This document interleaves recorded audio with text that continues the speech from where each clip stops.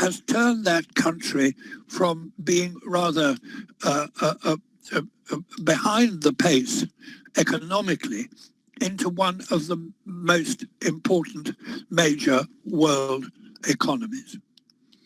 And they have been advancing the economic rights of its population at the same time, and it remains, however, one of the least free countries in the world, with severe restrictions on freedom of expression, religion and belief, assembly and association.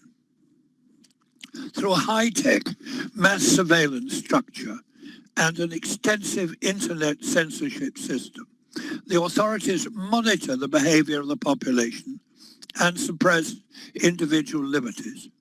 They also mute criticism at home and overseas and target civil rights defenders.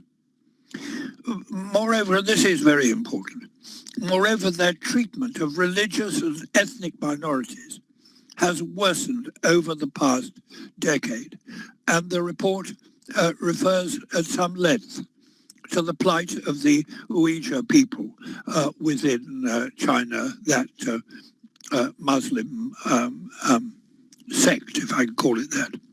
Repressive measures and police surveillance are commonplace in both Tibet and in Xinjiang province in particular.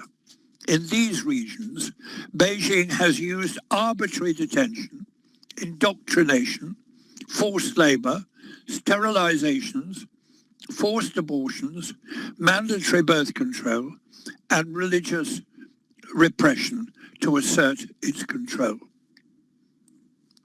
Now, my colleagues, I come now to another issue which the report deals with, and that is the situation in Hong Kong, where we try to examine Beijing's attempt to crack down on Hong Kong's democratic aspirations and assert its authoritarian government's model over that territory.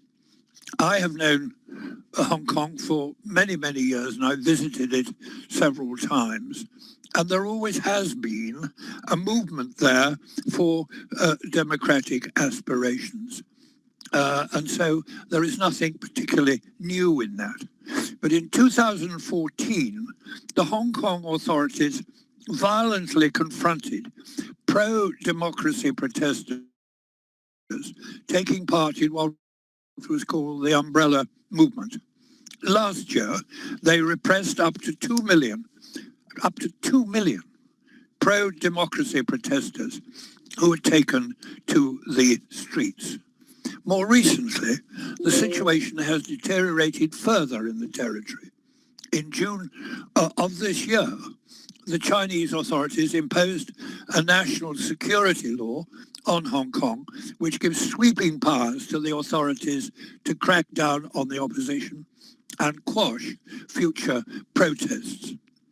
The security law criminalizes ill-defined notions such as subversion, or, can you believe it, collusion with foreign forces, whatever that means, and undermines the right to free speech and reinforces the grip of the mainland authorities on Hong Kong.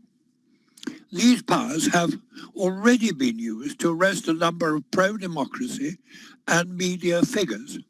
In addition, in July, the authorities barred opposition candidates from running in the upcoming Legislative Council elections before postponing that vote for a year.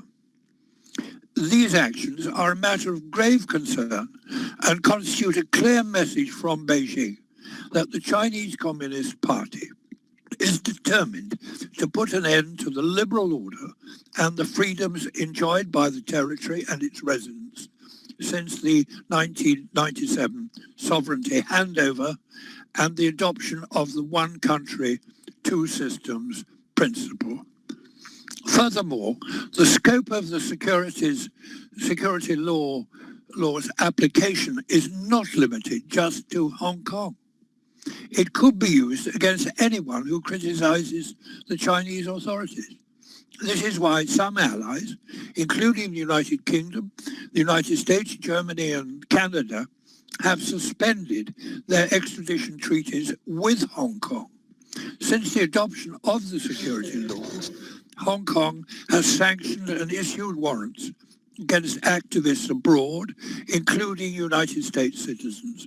With the adoption of the security law, the Chinese authorities, therefore, aim to fire a warning shot across the bows of anyone criticizing its practices, both at home and abroad.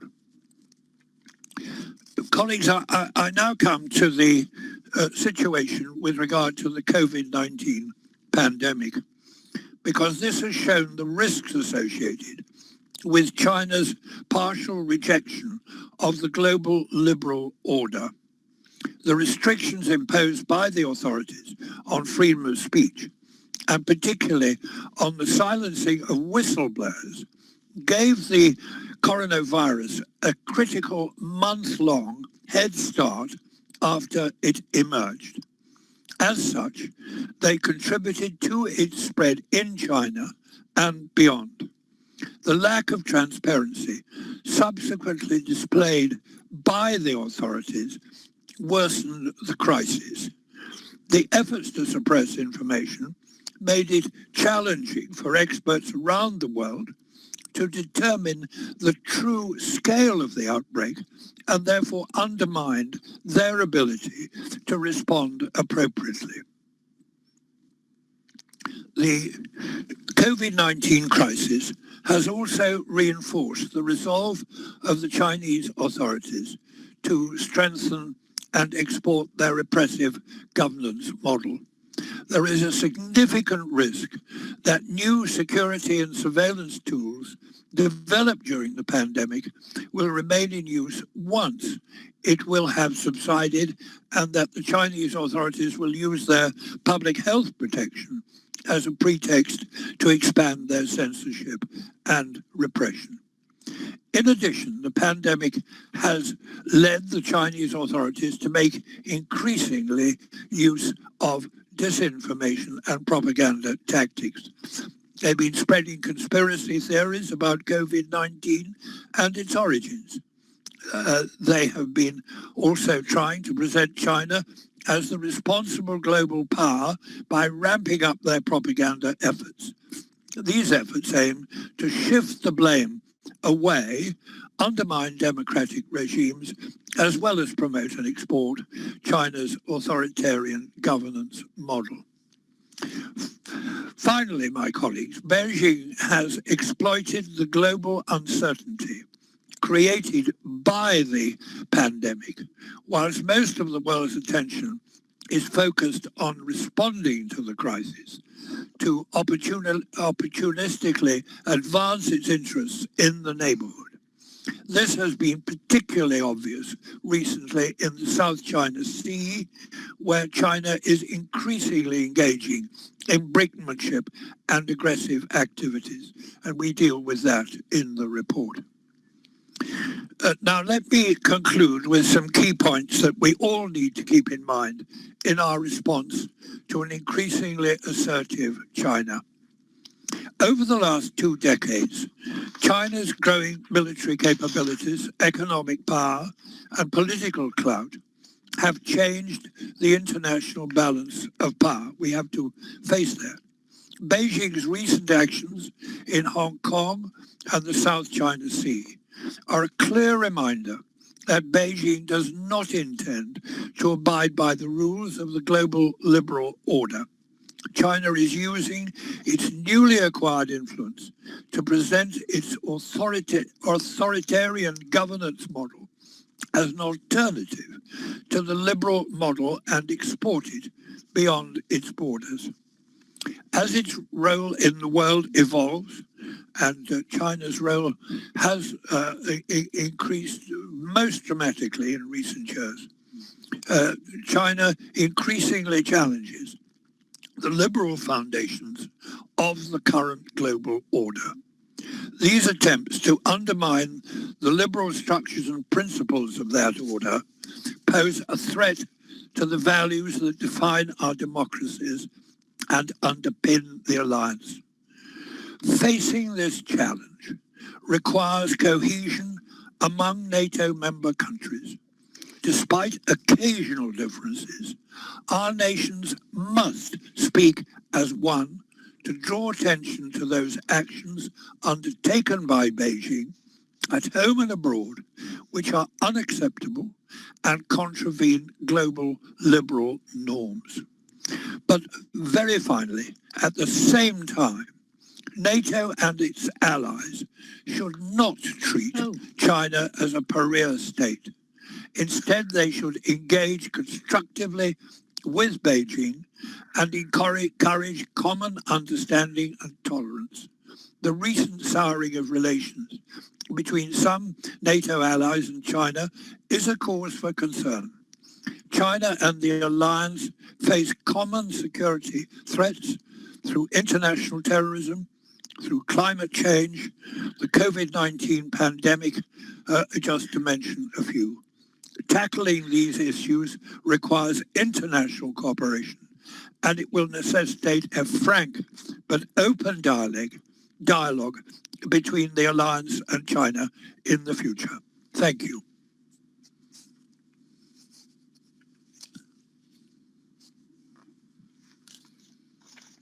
Très bien. Thank you. Thank you very much, Michael, for your excellent draft report. It's very well balanced, a lot of information. We already have 3 speakers on our list. So first, it is a request by our European colleague, head of the European Parliament delegation, Chris Peters, then Jane Cordy, Ulla Schmidt, and Anissa Ketter. You have the floor. Chris Peters. Thank you very much, Madam Chair. Congratulate Lord Dublin for his excellent draft report. It's, I think, a very complete overview about the situation of China and what the alliance can do. Perhaps I can formulate one issue or one proposal. Lord Chaplin, you have concluded this draft report with 2 very important elements. The first one is that we must speak as one and not speak as a divided alliance, and I can agree very much with that conclusion. Secondly, you have concluded that with all the issues and the problems that we have with China, an open and transparent dialogue is very useful and needed, and also that I can support very much. Now, my proposal is to add a third element in the conclusion, and that is, can we not have some own initiatives on our level, NATO, EU, whatsoever. And I give you one example. I know very well the One Belt, One Road initiative coming from China, where also some member states of the European Union are involved in. Now, I've spoken with some senators and some colleagues in the United States and also here in the European Union. Is it not possible to add for your conclusions that we must also think about own initiatives that can give also an answer to the problems that you have mentioned? And I give you one example, this One Belt, One Road, I already mentioned it, is what I call one data, one world. That we, Western world, take initiative, certainly in the age of digitalization and the data and artificial intelligence, that we have also some proposals, and I give you one very concrete example, one data, one world, that we must also launch some very important initiatives and think about the possibilities to have also, like One Road, One Belt, own initiatives from our side. Thank you.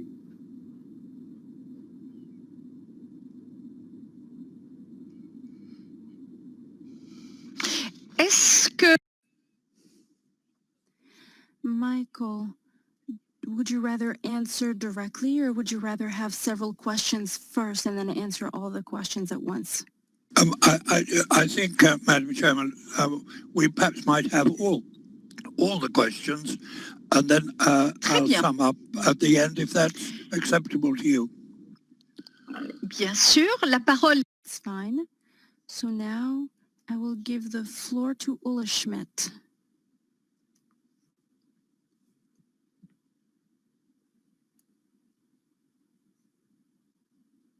là, Jetzt. Okay. vous entendez? Hello. Yeah, hello. Hi, Michael. Thank you. Thank you very much for the excellent report. And you're presenting this report on on China and the global liberal order. Whereas for me, China and the liberal order is a contradiction in itself. But first of all, you have highlighted very well the differences between the two systems. On the one hand, the Chinese regime, and on the other hand, our Western democratic system. And thank you very much for such a clear comparison, dear Michael, and the clear statement that Beijing attempts to erode the liberal foundation of the world order. It clearly underlines the importance of constructive cooperation with China, and I fully agree that in order to strengthen the dialogue and the bridge with China, the NATO alliance must speak with one united voice. However, Michael and dear colleagues, I don't want to hide that I'm currently rather worried about the growing political and societal differences among the NATO partners.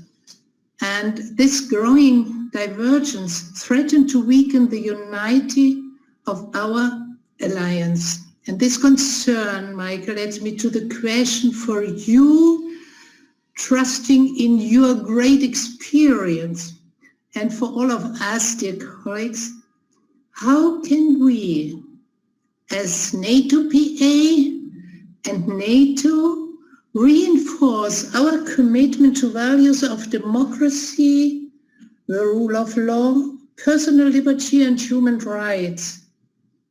And what are the instruments at our hands to strengthen this cohesion and identity for the alliance? Michael, I'm strongly convinced an alliance with one voice is the only way how we can become more resilient in new spheres of influence. And let me just mention China's progress in technology, or the discussion about Huawei and the 5G network in Europe. And to speak with one voice is also the only way in order to increase our resilience towards economic influence and to prevent structural dependence when it comes to new technologies.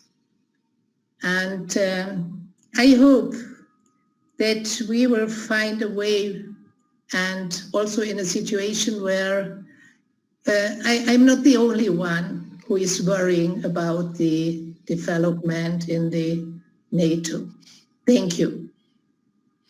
Merci beaucoup, cher Ulla, sur Thank you very much, Ulla. I think we're all worried. We have the same question. So I am now going to give the floor to Anissa Keder from France. I assume she will be speaking French. Yes, absolutely. Good afternoon, Madam Chair. Good afternoon, dear colleagues.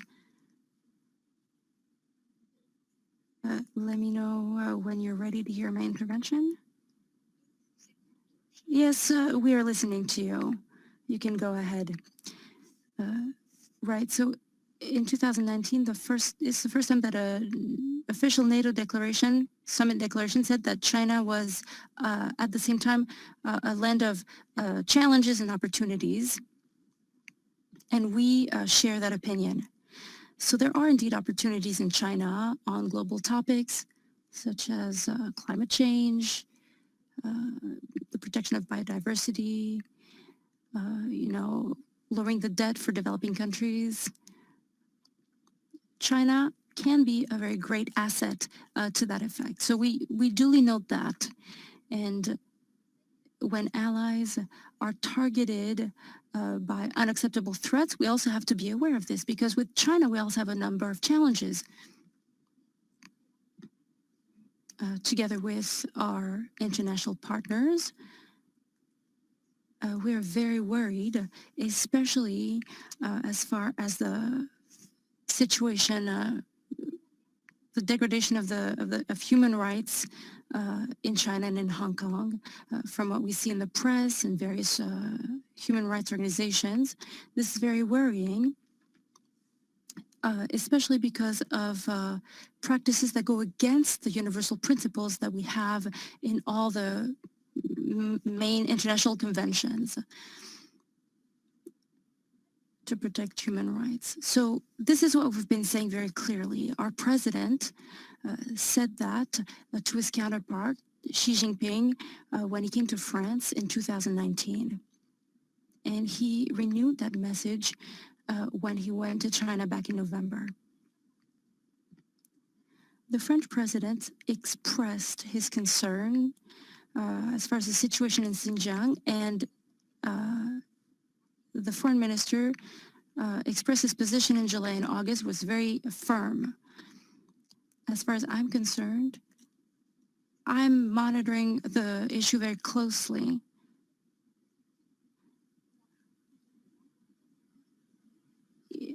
The Chinese authorities believe that the situation in Xinjiang is not founded. We believe that there is a very simple solution considering the situation, extremely serious situation. China should allow for international observers to come, a team from the HCR, for example. And this has to be founded on multilateralism and the respect of rules.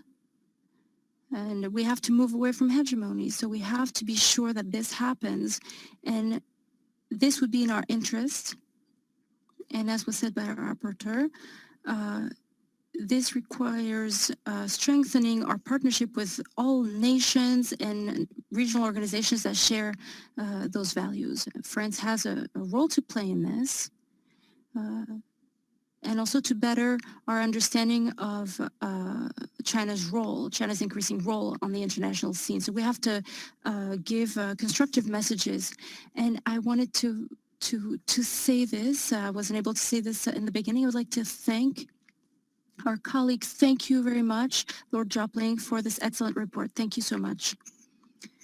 Thank you, Anissa. Now I'm going to give the floor to Jane Cordy from Canada. You have the floor. Je ne vois pas Jane. I can't see you. Could you turn on your camera? Welcome. Ravi de vous revoir. C'est parfait. You go ahead. Lord Jopling. It's great to see everybody. I wish we were all in the same room. I really miss that. But it is really great to see everybody today. And this is a very relevant report, not just for Canadians. We've certainly been paying attention to what's happening in China, but for all the NATO countries. And I want to thank you so much, Lord Jopling, for the excellent work and the strong language that's used in the report, I think, is extremely important, and I was pleased to see that when I read it. I'm just wondering if perhaps we can elaborate a little bit in the report on China's use of coercive diplomacy. which poses challenges to human rights and to the rule of law. And Ula mentioned it, and in terms, I think what I was reading from it, in terms of China actually providing money and things to countries that they want on their side, I looked at it from a different perspective as to what they've done to Canada. Canada has an extradition treaty with the United States, and there was a request from the United States to detain a Huawei executive in Canada, which we did. China has since detained 2 Canadian citizens for no reason, Michael Kovrig and Michael Spaver. They've been detained in retaliation for the detention of the Huawei executive. And this was simply a political decision. We believe that it's deplorable. I have some comments, Michael, that perhaps I'll send to you after the meeting, if that would be okay, rather than going on. But I think the point is the use of coercive diplomacy, whether it's to entice countries to be friendly on friendly terms with China, or whether it's in the case of Canada, where they are using politics to and putting in harm's way the lives of Canadian citizens. And it's not just happening to Canadians. I know it's happening to a lot of other countries as well. So I can send you some further information on that with quotes from our former Foreign Affairs Minister. Just a few small things. When I looked at paragraph 68, this is just a nuance. I thought instead of saying engage constructively with China where necessary, if we could use the term where possible, because we speak, I'm looking at my notes here, because in that paragraph you speak that we have to refrain from treating China as a pariah and seek every opportunity to cement goodwill. I think just the nuance of using where possible instead of where necessary may be better. In paragraph 66, when you speak about COVID, just in front of information, I wonder if you could put unverified information, because we've all been reading a lot of information. We're not sure whether it's true or not, so that the sentence would read, at the time of writing, the rapporteur has become aware of the wide circulation of unverified information, highly critical of the Chinese authorities and their response to the crisis. But this is really, really an excellent report and very timely. Thank you.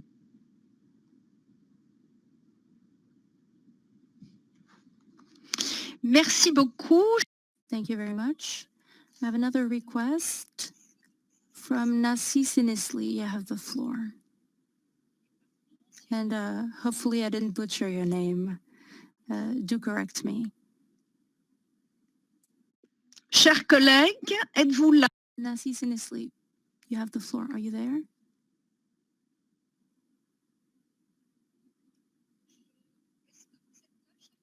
Are you there? Screen, she should indicate speak. Let's see if we hear. Bon. Sinon, je peux avoir moi-même une réaction. Maybe I can react until she can take the floor, if you allow me.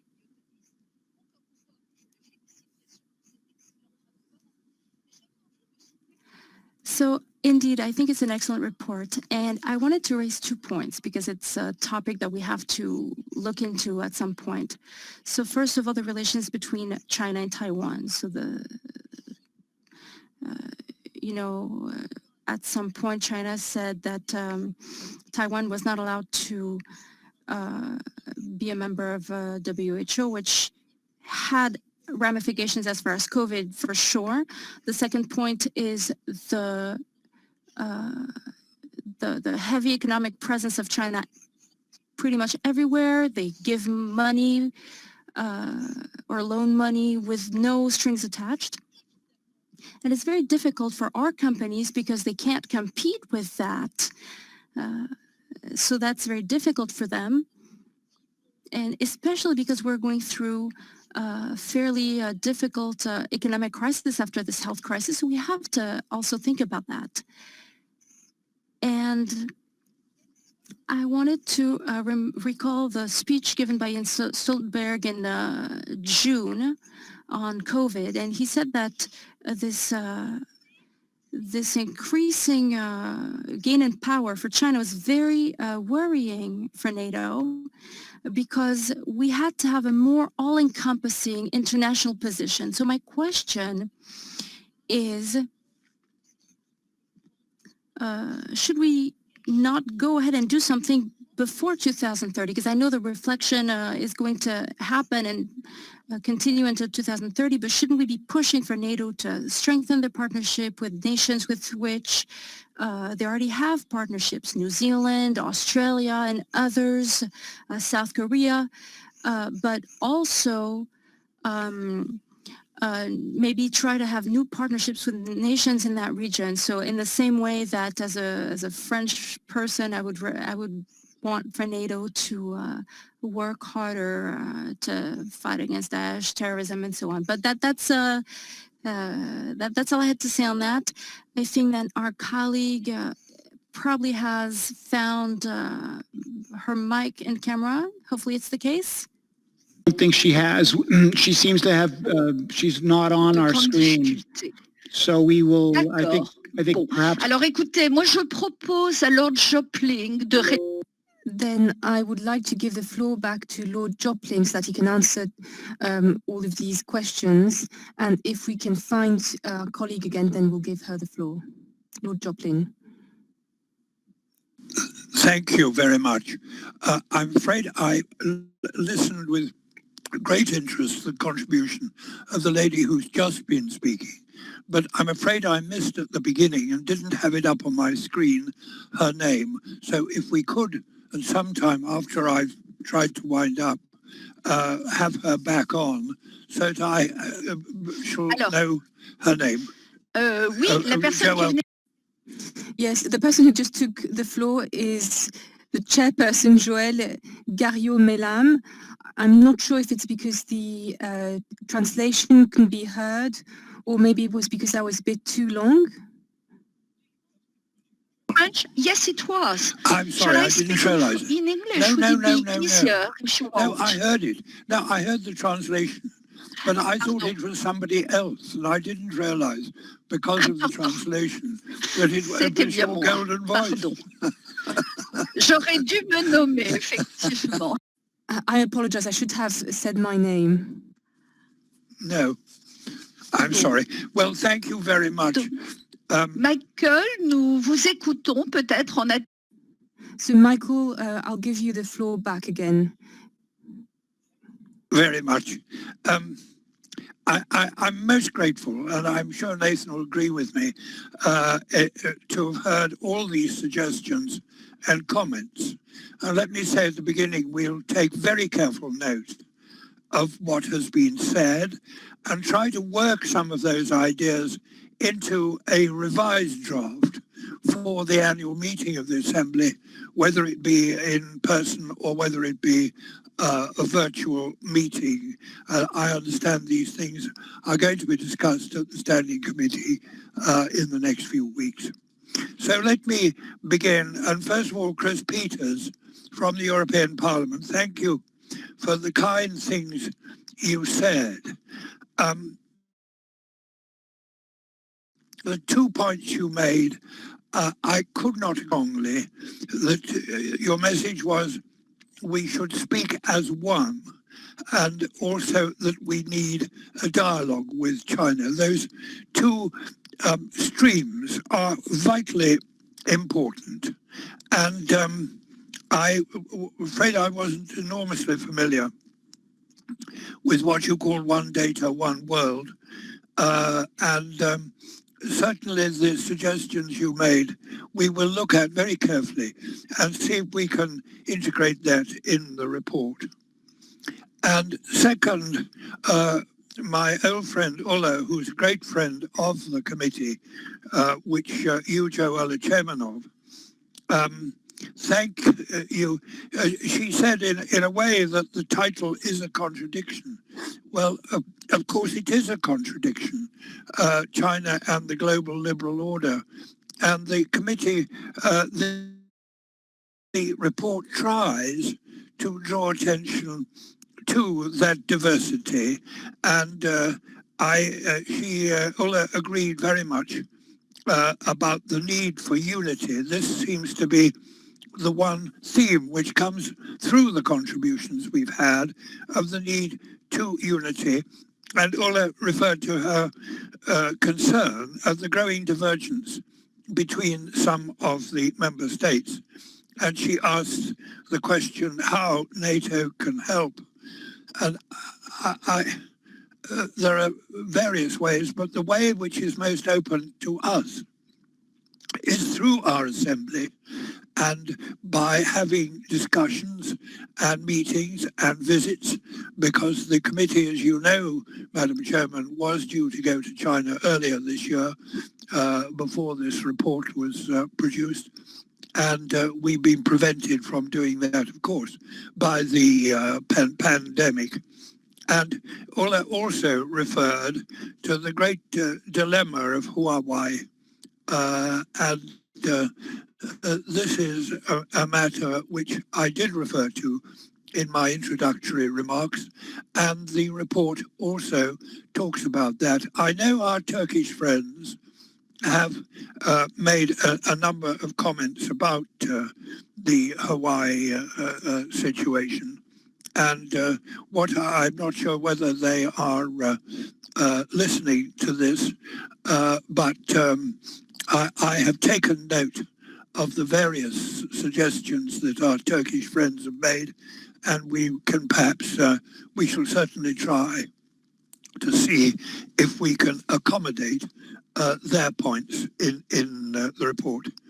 I now turn to the next contribution from Anissa Keda, where she talks about China can be a great asset, and we've tried in paragraph 69 of the report to demonstrate, which I think is a very important paragraph in it, where we've tried to say,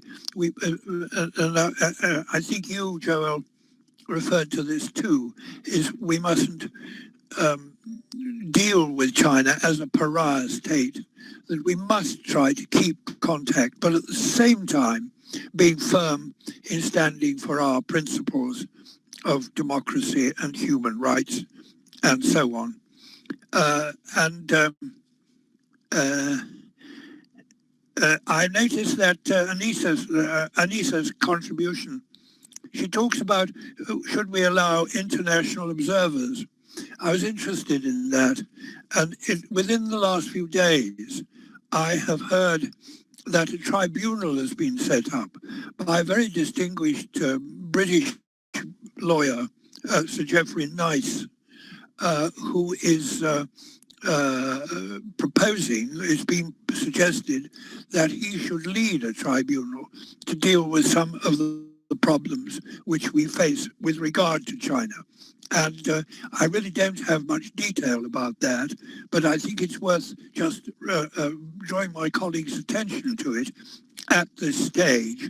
And I think Anissa's suggestion is one which I would certainly endorse. And then I come next to Jane Cordy.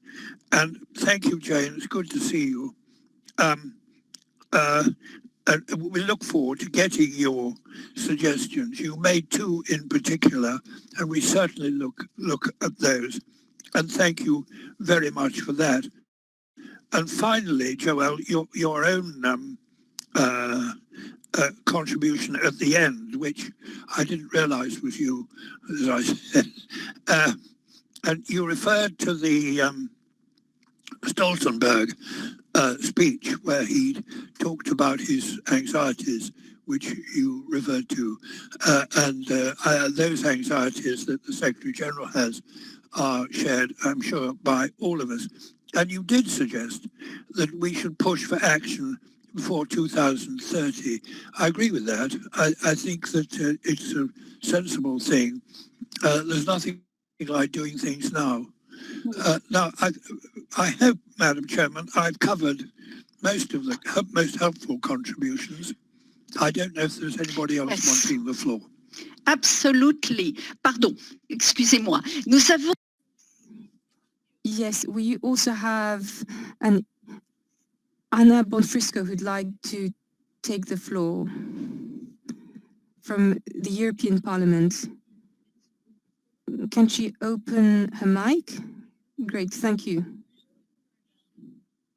Welcome, and I'll give you the floor. I apologize, I'm a little bit late, but I thank the rapporteur, Lord Jopling, for the extensive and very informative report. If I may, I would like to ask you if you could express your personal and human thoughts on the following elements. First element, the Chinese Communist Party cannot tolerate the free thinking of its own people and increasingly is trying to extend its reach outside China's borders, as recently stated by Secretary Pompeo.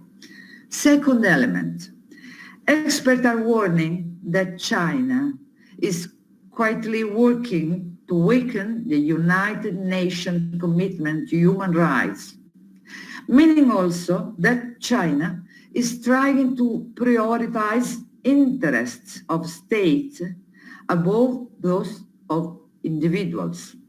Last element, intrusive mass surveillance, meaning citizen data final owner is the state, not the citizen itself.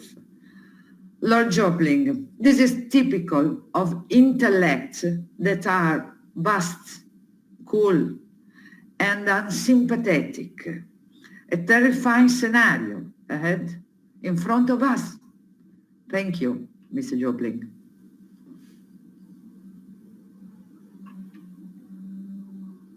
Michael. Thank you. Well, yes, I do hope in the report we have highlighted that point you made about the desire and policy of Beijing to extend its influences into other states, both in their region of the world, as well as the rest of it, including Europe. And you suggest that we that they are attempting to prioritize their views on other states. Well, we've tried to show this in the report, and I had hoped I'd been able to show in my early statement, in my introduction, about the way they are tending to, they're anxious, and their policy clearly is to impose their systems, their views, and their attitudes on the rest of us, although those matters are very incompatible to most of us.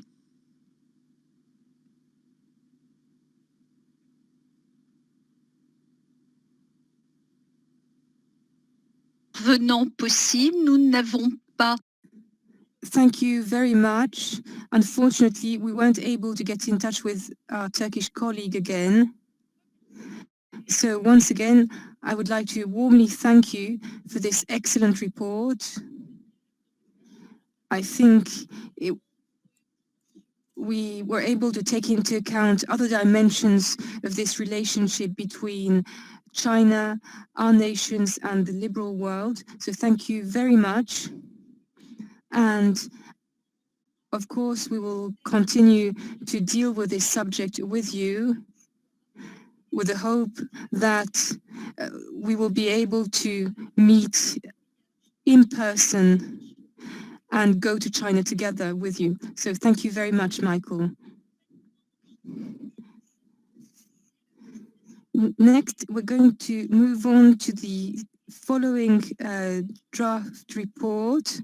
And without further ado, I would like to give the floor to Angel Tilva from Romania, who will be presenting to us this draft report called Enhancing Information and Education about NATO. Dear Angel, You have the floor. Thank you very much, Joel. Greetings to all friends attending this meeting.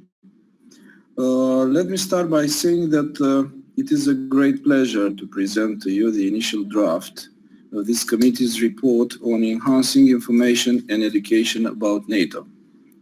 Recent surveys have indicated that, unfortunately, the public in NATO countries remains generally poorly informed about the alliance and its role.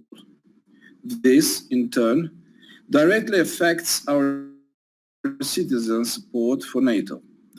Polls show that such support in the United States and in many European countries has indeed declined over the last few years.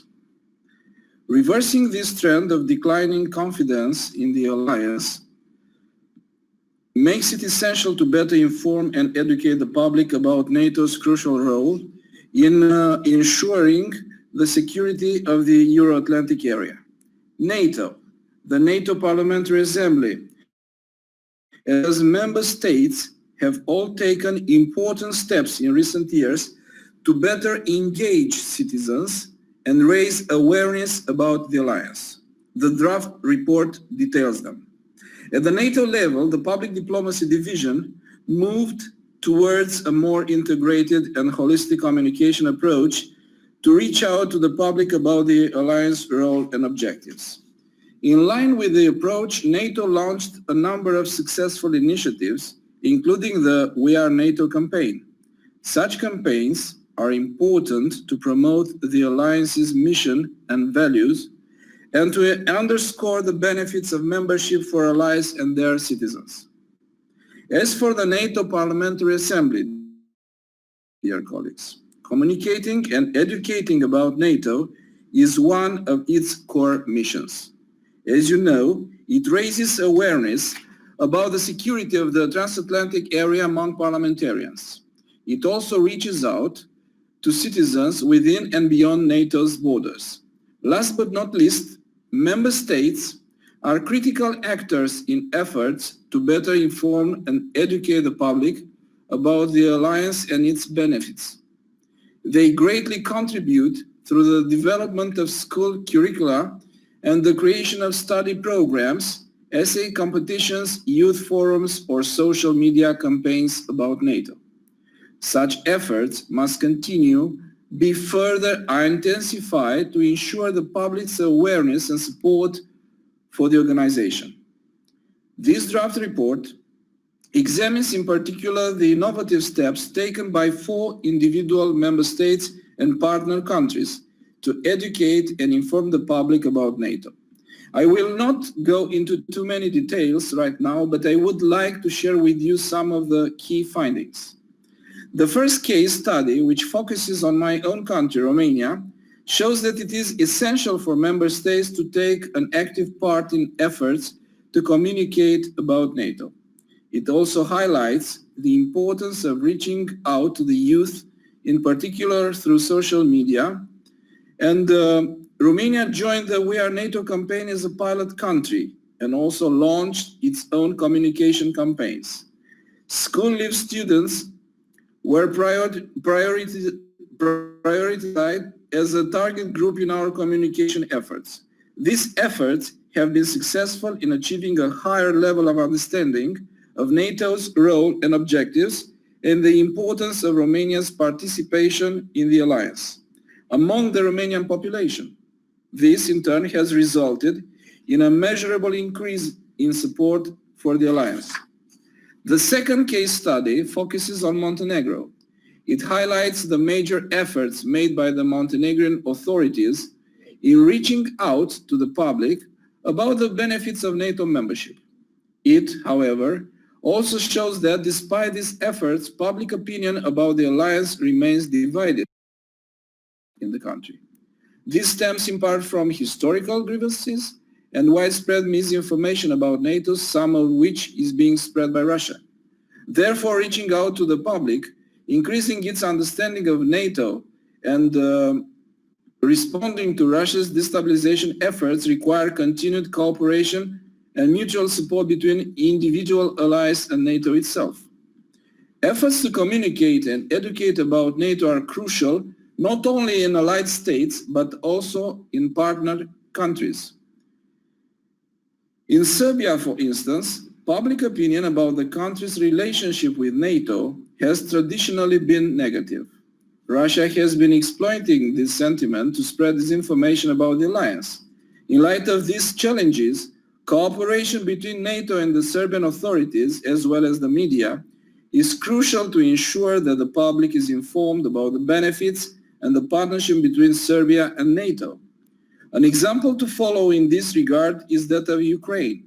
Kiev's successful public diplomacy efforts led, in recent years, to an increase in understanding and awareness of NATO's role and priorities among Ukrainians. This in turn translated into increased support for membership.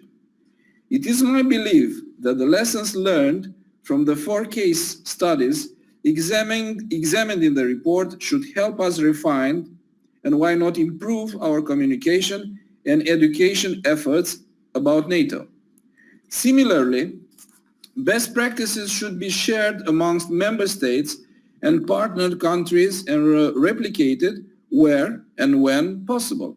Another important point to consider, which is covered in this draft report, is that in many of our countries, low levels of understanding of the role and objectives of NATO among the population stem, in part, from the dissemination of disinformation and propaganda. It is especially apparent in the context of the current COVID-19 pandemic, during which the flow of such misinformation and disinformation has drastically intensified. To counter these false and harmful narratives, which are primarily emerging from Russia or China, information and education efforts about the alliance and the important role it plays in responding to this crisis have become more necessary than ever. Ladies and gentlemen, let me conclude in a way by pointing out some of the key strategic challenges that the alliance needs to address in its efforts to better reach out to the public. First, effective strategic communication efforts must be backed with an adequate rise in funding and human resources. Insufficient funding is one of the factors that limit the success of NATO's information and education activities. Member states must ensure that NATO's communication ambitions are matched with suitable capabilities in this area. Second, involvement in strategic communication among allies and other NATO stakeholders has been strikingly unequal. At the national level, member countries need to encourage military and civilian structure to increase their participation in NATO's communication initiatives. At the NATO level, greater emphasis should be put on engagement with civil society organizations. Third, the report highlights the importance of focusing NATO's communication on young generations. In most of our nations, the younger generations are particularly disengaged from security issues. It is also important to communicate about female empowerment and reach out to the other groups less interested in defense matters.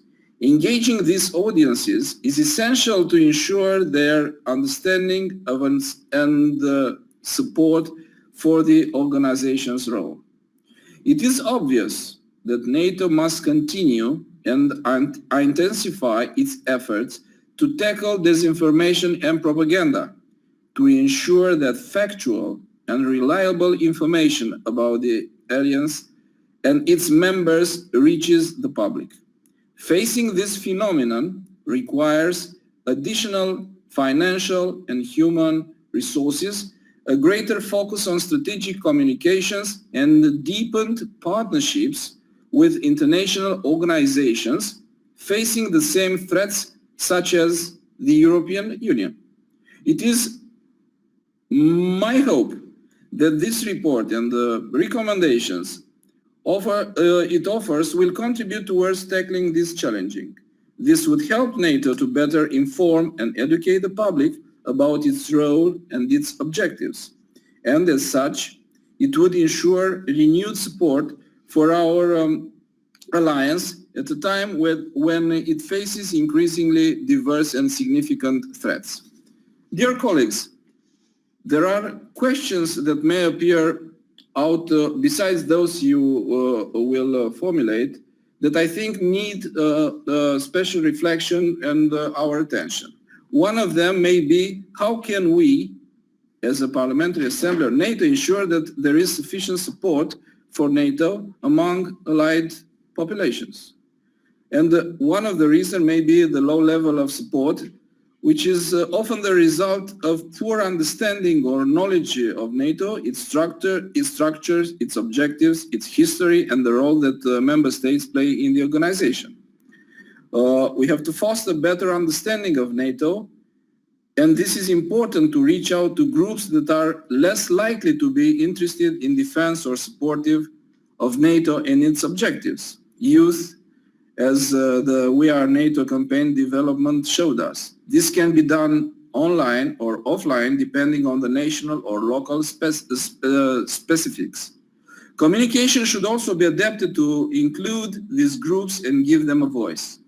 Education is the key to ensure support for the alliance. Informing youth about NATO is critical to ensure support for the organization. Depending on national educational system, school curricula could include topics related to defense as well as the historic and the current role of the alliance. In my country, this thing happens. We can share factual information about NATO and its role as widely as possible to counter the possible spread of misinformation or disinformation. You know, in these days, in this case, the COVID-19 pandemic is both a risk and an opportunity. Russian and Chinese propaganda or disinformation efforts have tried to overshadow information about NATO. However, NATO and Allied support has been crucial in responding to this crisis, and this offers an opportunity to shed light on solidarity among allies and the role of NATO in responding to the crisis. According to my personal experience, I believe that the NATO website and media platforms, including social media channels, are not sufficiently used by those who want to improve the education and communication about NATO. Another question may be, what are the main lessons learned in terms of better educating or informing the public about NATO from the 4 countries studied in the report? Target groups less likely to be interested in NATO and more broadly in defense. Youth, as I mentioned previously. Where possible, include the topic in school curricula, organize competitions, events, study trips, model NATO, improve communication efforts by placing these groups in the spotlight.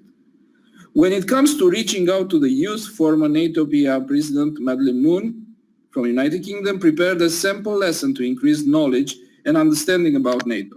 It includes watching videos offered by NATO on its YouTube channel, organizing brainstorming about NATO and collective defense, or creating a NATO-style vision statement. In the latter, pupils need to formulate an overall goal for the class and the ideas on how to get there by respecting NATO's decision-making procedures. Online and offline tools are instruments that should be combined for maximum efficiency. Communicating via online tools allows member states to engage with a broader audience. However, communication efforts should not be entirely restricted to online media, as in some areas, countries, citizens are more likely to respond to printed material, and in Ukraine we have such a case, in-person communication or TV or radio content. And maybe finally strengthen cooperation, coordination between the different levels of communication, the NATO level, country level, and the local level. This will ensure that there is no duplication of work and that the message put forward is consistent at all levels. In the end, not before looking forward to listening from your comments and questions, Let me, dear colleagues, and thank the members of the Bureau of our committee. Thank you, Joel, for working hard and creating the perfect conditions and the friendly environment for this meeting. And let me, dear colleagues, to express my appreciation to Mr. Karl Lammers for his leadership in the working group on the education and communication about NATO. This report is in a way a natural follow-up to our activity in the working group. Therefore, if it will be considered by you as being valuable, I would like to share the merit with all my colleagues in the working group. However, if you are not satisfied with what we did, I'm the one to be blamed, and I will do my best to answer to your concerns and suggestions. More than that, I would like to salute the leadership of our Assembly for fostering and facilitating the debate on the education and communication about NATO topics and for their great support for this report. You all know that we have a great international secretariat serving our Assembly, and in this period when they were more than vital for our work, let me express my sincere thoughts of appreciation for their work in the challenging times. You are doing a great job, dear colleagues, holding us together and running at full capacity. Finally, the report would not have been in this form without the full support and commitment of our former committee director, Andrius, and our new committee director, Nathan. Dear Nathan, I do appreciate your seamless implication and all the work that you have done for this report. You are extremely valuable for our committee, and I want to thank you. And I want to thank you for your attention. Merci beaucoup, cher Angel. Thank you very much, Angel, for your report, for your comments. And now we already have three floor requests.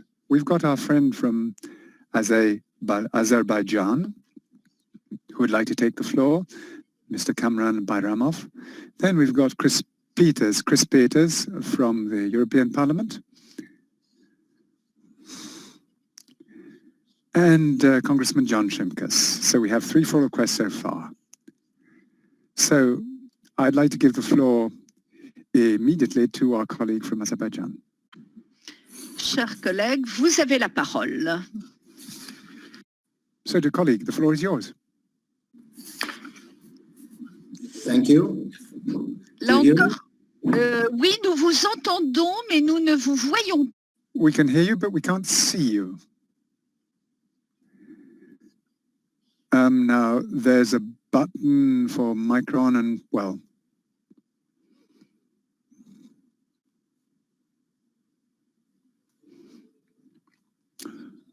we can certainly hear you. Never mind the fact we can't see you. Please go ahead, dear colleague Cameron. Dear Madam Chair and committee members, first of all, I'm very delighted to greet you all at the meeting of the committee. I'm not going to blame Mr. Tiller, as he said. Contrary, I would like to express my gratitude to him for the excellent draft report which we are discussing today. The draft report fully covers efforts to enhance information and education about NATO, highlights NATO's approaches and initiatives in this field, and fully reflects the exceptional importance of member states' activities in this regard. However, I would like to touch upon the item 4 of the draft report entitled NATO's Communication and the COVID-19 Pandemic, paragraph 49 of which states that, I quote, NATO also promotes the exchange between member states of best practices relating to their response to the crisis. We have a proposal in this regard. I would like to propose to insert the words associate members after the words member states, because we do also have a lot to share. Perhaps other associate members have a positive experience which they wish to share as well.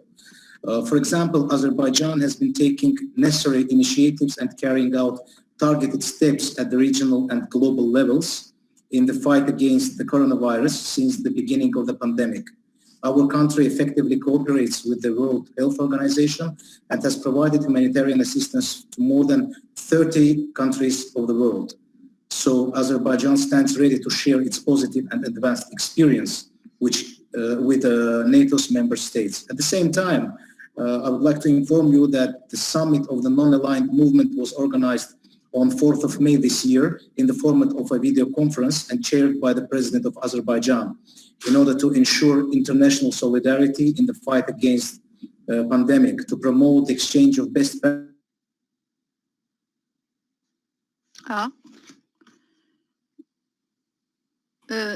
Je ne sais pas si on vous entend, moi je ne vous entends plus. I can no longer hear you, dear colleague. Did you cut your mic? We've lost him, I believe. I think he's off the screen. He's off of our radar screen here, so we don't have him up. À ce moment-là, nous passerons au deuxième intervenant, Chris Peters. Cher Chris. In that case, it's Chris Peters who has the floor. We'll give you the floor, and then maybe Azerbaijan will come back in afterwards. So, Chris, over to you. Many thanks, Madam Chair. Many thanks again. For the second time, I have the pleasure of congratulating the rapporteur. Report. I have one remark to make. In paragraph 63, you mentioned the European Union. And that's, of course, very important that the European Union is also mentioned in this draft report.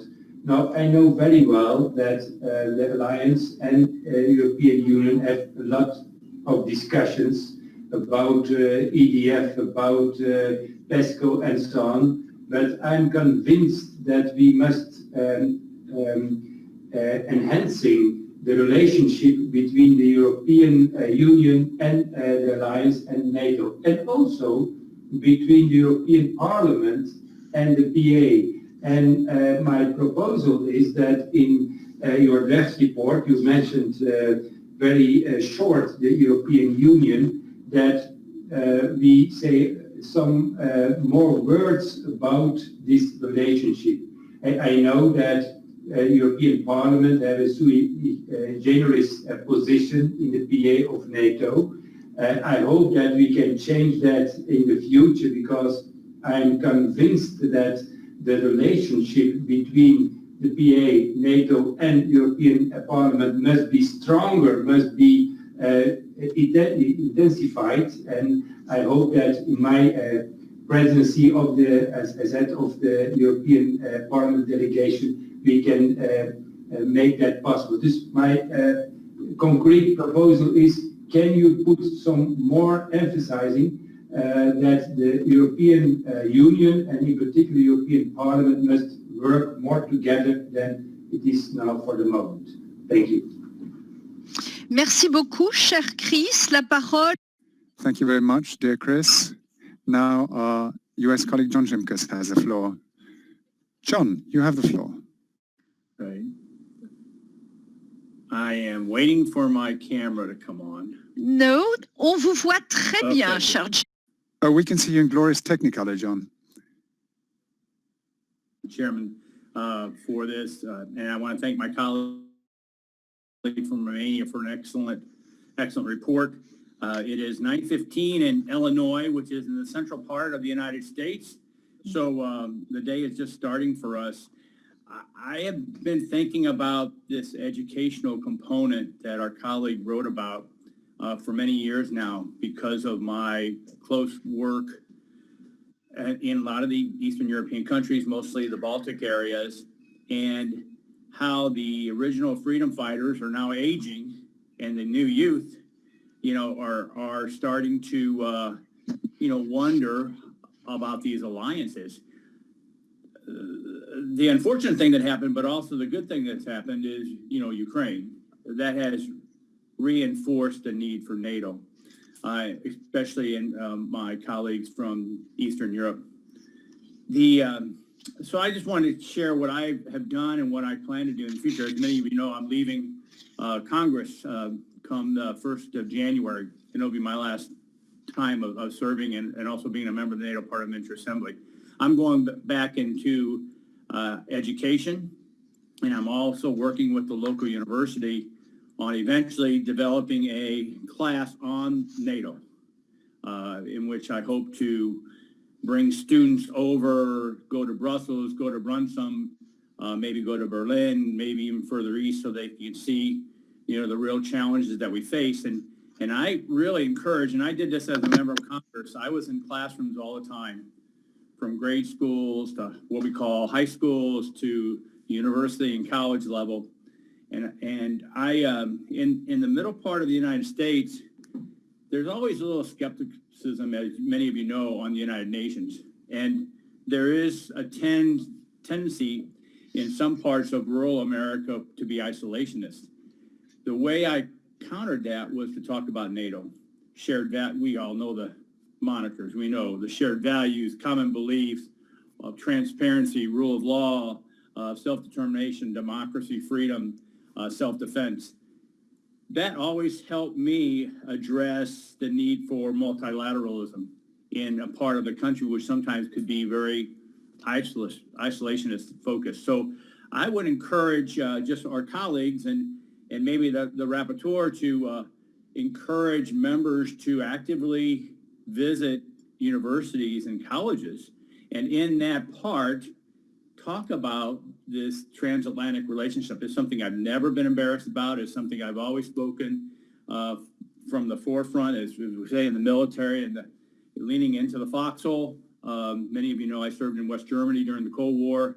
I'm a big believer of the alliance, and I just think the focus on education and getting into our schools and universities is key to help educating the next generation of leaders. And with that, thank you for the time. Great report, and I've really enjoyed my relationship with the NATO PA. Merci beaucoup, cher John, et nous vous regretterons bien. Very much, and you will be missed. I will now give the floor to our colleague from Azerbaijan, who is back. So are you ready to take the floor? Are you there? Non. Pourtant, il était noté comme... Apparently not, even though we're supposed to be back. So then... We can't pull him up. Bienvenue parmi nous, cher Rossandra. So, Rossandra Popa, you have the floor.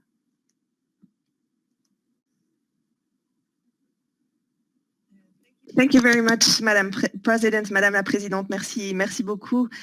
Dear members, I did want to take the floor, first of all, to thank the rapporteur for his very kind words towards our international secretariat. I'm deeply grateful for those words. But what's very gratifying for me is actually to see the number of all of you who are attending these online meetings. I think this is our success, is that you find these meetings interesting and that you have participated, all of you, so actively and with such great commitment. And I do want to pay tribute to all of you for this, and pay particular tribute to John Flimkes after his very thoughtful words and the kind words that he's had also for the NATO PA. We've been really honored to have him as a member of the NATO PA, and I want to thank him as well on behalf of the Secretariat for his contribution to the NATO PA over the years. In terms of the report, I did want to also salute this report. I think it's an important contribution. The rapporteur mentioned the working group on education and information, of which he was a very active member, and he and I have discussed several times about the work of the working group. It's maybe one of my comments on the report as well, that it's maybe underselling a little bit the role of the NATO PA in promoting education and information about NATO. I do feel that all of you in your capacities as members of your respective national parliaments play such an important role in all your meetings with your constituents, all the work that you do back home in your national parliaments. And I do feel we should use the opportunity of this report to also publicize a little more the work of the Assembly. My second comment and question really for the rapporteur is I feel one of the ongoing challenges for NATO in its communication is its changing narrative about what NATO is for. Obviously, there's the raison d'etre of NATO, the collective defense and deterrence. But over the years and since the end of the Cold War, NATO has also developed, obviously, new narratives to explain its changing mission. And now that we're looking at China, we just had the discussion with Lord Jopling about China, NATO is developing a new narrative about why NATO needs to focus on China and what its response should be. And so I wondered, whether the rapporteur could also maybe share his thoughts with us about how you deal with that challenge of having a changing narrative about what NATO is for, which we have to do, but I think it does confuse maybe a little bit our publics as well. And with that, many thanks again to all the members for attending this meeting. Thank you. Merci beaucoup, cher. Thank you very much, Ruxandra. So I will give the floor to our rapporteur. He can answer all these questions, but first I had a comment. While listening to the report and our colleagues and Ruxandra, and after reading your excellent report, especially because you give a very good comparison, I was thinking that there is one thing that we tend to forget.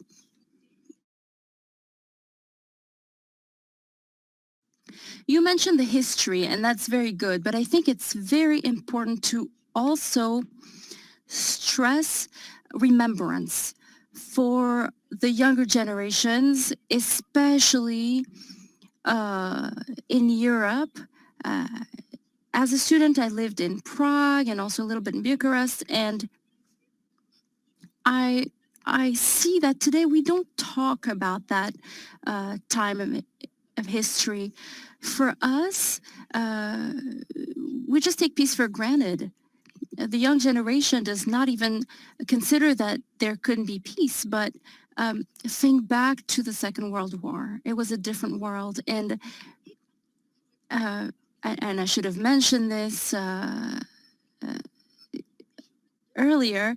I was wondering if maybe we should think about a day, just like November 11th and the European Day. Why not have a day in our nations dedicated to peace, liberty, the end of the Cold War?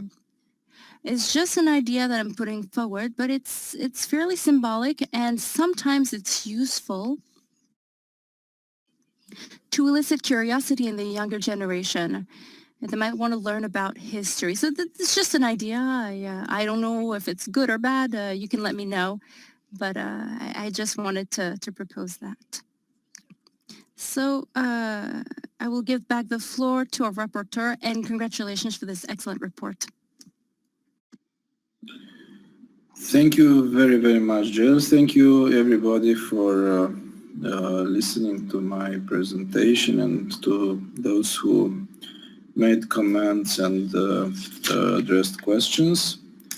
Of course, I'm taking careful notes of what my colleagues commented and suggested. I'll start with our colleague from Azerbaijan. I'm sure that he will have access to my answer and my comment as far as his preoccupation and his question is concerned. Of course, associate members are extremely important for NATO. NATO is an alliance that has its own dynamics. We encourage everybody. That's why we chose as examples for studying the importance of education both members with full members of NATO and countries who, due to the history, are on the way to NATO, and education, I think, is the best way to pave the way for a public support and public sharing the NATO values, because NATO is not only a military alliance, but also a set of values that its members share, so values that are agreed and respected by everybody. As far as, of course, associate members can appear after the members, but of course I'll need your support in your vote when it will be the case. Thank you, Congressman Chris. Thank you, Congressman, for John Skimkas. I hope I didn't mispronounce. Of course, we encourage members to actively visit the universities, and in the report there is the example of the Academy of Land Forces Nicolae Bărcescu from Romania.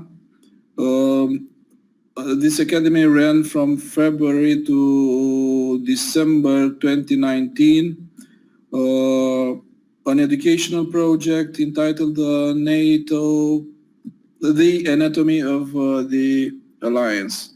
Of course,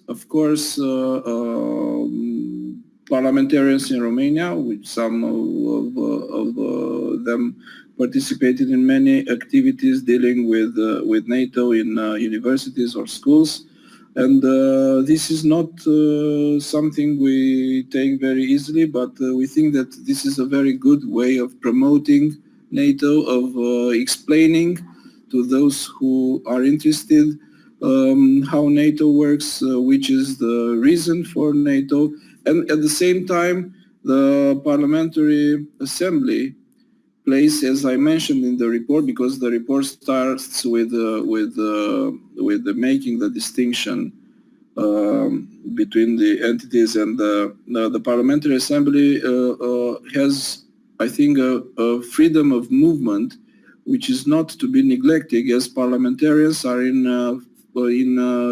direct contact with people in the constituencies and in institutions, in schools, in universities, or where they are invited. So that's why I put in the report, I stress the idea that we should be present, and that Parliamentary Assembly is extremely important. Thank you for the kind words to all of those who to the floor, and thank you, Chris Peters. Yes, I didn't have any doubts, and I was extremely not only honored, but I was extremely willing to stress the cooperation between the Alliance and the EU. And me, as being the chair of the European Affairs Committees in the Romanian Parliament, and of course your suggestion that this cooperation should be stressed is a suggestion that I will take into consideration without any doubt. Thank you for both for the kind words and for your suggestion. Then Ruxandra Popa. Yes, the group was if you remember, and I want to share with everybody some of our the ideas we shared. The group, in a way, paved the way for the form and the ideas tackled by this report. I value our discussions. I value the experience I achieved in the working group. And I think the result can be useful for all of us. As far as changing the narrative, in the documents I studied, in the articles I read in preparing this report, I think I say NATO does not respond to propaganda with propaganda or to disinformation with disinformation. And it is essential, and here I have some keywords, it is essential to stick to the facts. Of course, some say that propaganda is more effective than the working only with simple real facts, but I think this is one of the values NATO promoted, and I would stick to this value, to stick to the facts, and try to explain as much as possible, and try to involve in educational programs, try to have everything within the context of a defensive alliance and of a real and frank and sincere alliance. As far as history is concerned, Joel, thank you for the suggestion. Thank you for the kind words you addressed me. In Romania, for instance, if I want to be specific, we have during every term 2 weeks in when they are called as different schools, where teachers have the liberty of choosing the subjects they want to stress or to focus attention upon, and so on. It is a wonderful, and I discussed this with my colleagues during the working group sessions. Of course, the teachers have the liberty to decide upon subjects according to the interest of students, of the parents, and so on. I want to tell you that more and more history teachers decide and have decided to use NATO materials and to speak about NATO during this kind of activities during the school. And of course, NATO appeared because of the history of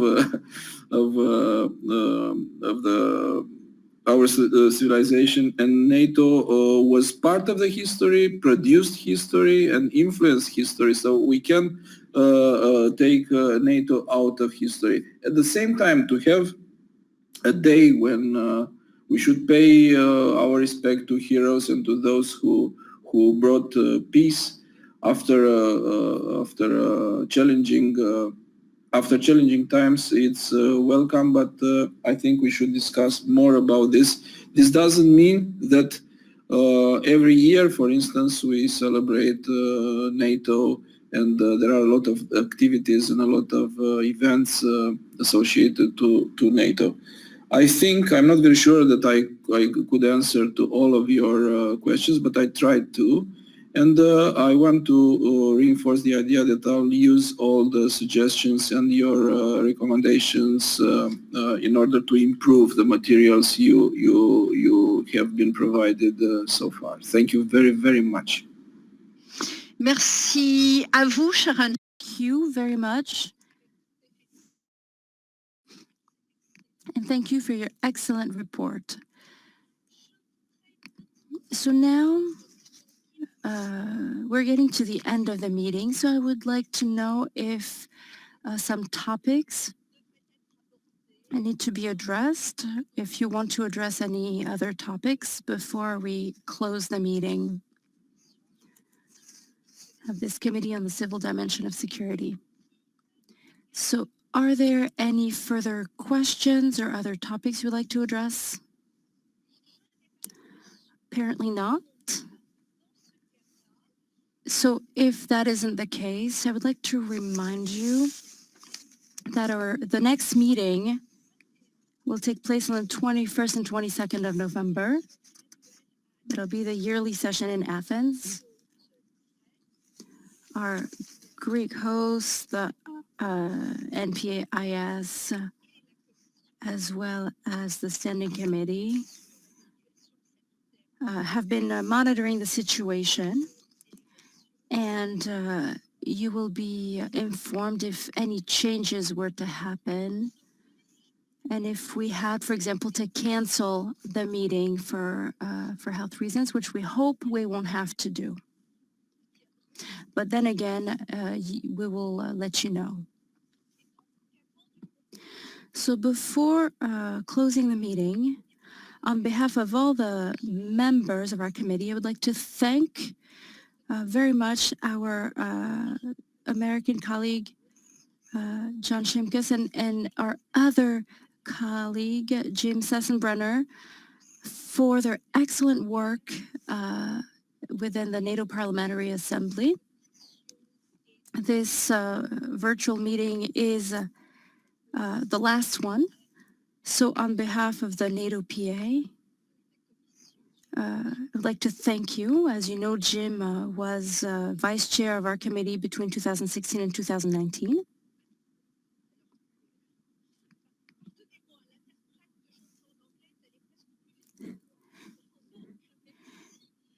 So I would like to thank both of them, and we wish you all the best.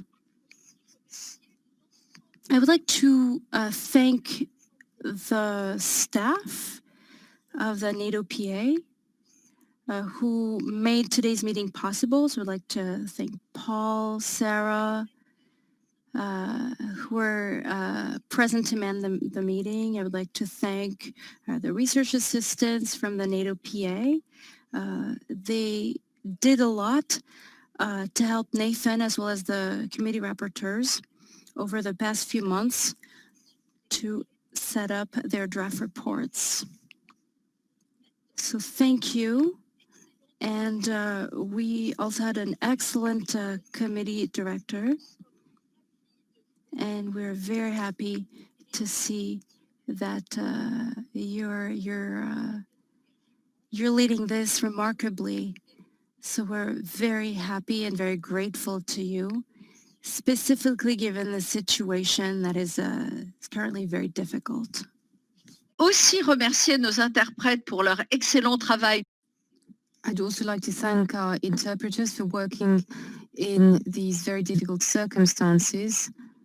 And finally, I would like to thank you all, dear colleagues. Thank you for your contributions. Thank you for your work, your interest, your active participation throughout this meeting. I am delighted that we were able to get together and discuss these very important subjects, even though we had to do it once again with a virtual meeting. I hope that our next meeting will be in person in Athens. So we've come to the end of the meeting of the Committee on the Civil Dimension of Security. Thank you to all of you. Thank you to our rapporteurs, Michael Jopling and Angel Tuva, and thank you to you all, and see you soon. And good luck, everyone.